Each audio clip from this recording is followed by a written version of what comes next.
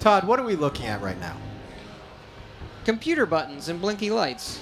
But why are we looking at so many computer buttons and blinker This is lights? sort of a, you go 4 years on something with a group of 100 people, and that's what we spend our entire days doing. Like, we live with this.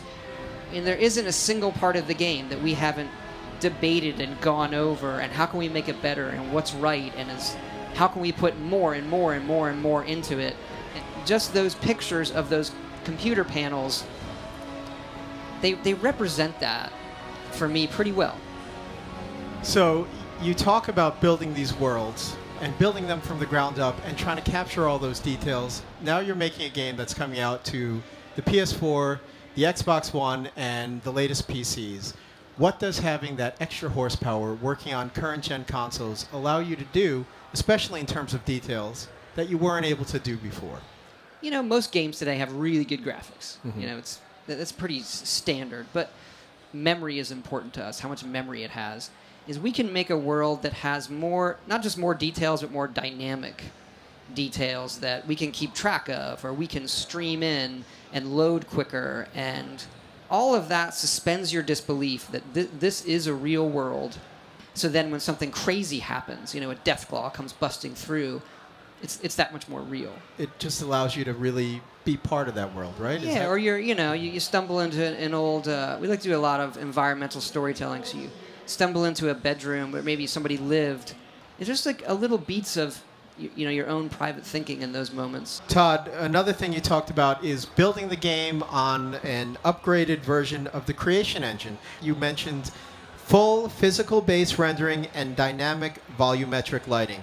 Now, I know what I saw. I saw the water looks beautiful, the world looks beautiful. And what does that mean to the gamer? To the gamer, it looks prettier. So people like that. The volumetric lighting, when the weather rolls in, that sense of haze isn't just a series of effects that are on the screen. They're actually tessellated, polygonal volumetric lighting that is hazing the world, and it's really good for Fallout because we're doing a lot of things that, even though we have areas that load, we have a lot more things that don't load. So you're going to enter into like a destroyed house, and then those dust and light fog shafts that are coming through, various holes from where the sun is.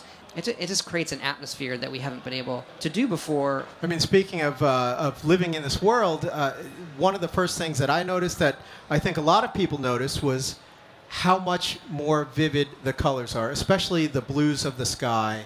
Yeah, and it was funny. I think we're so used to it because we've been working on the game for so long that when people said, "Oh my God, there's blue," and looking back at 3, there is this sameness to the environment. If you're playing the game for an 8-hour stretch, it can be a little depressing.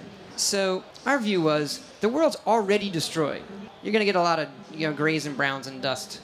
And Istvan Pele, our lead artist on it, was really into calling out things for your attention that had bits of color that we wanted to do anyway. So finding the right balance of that.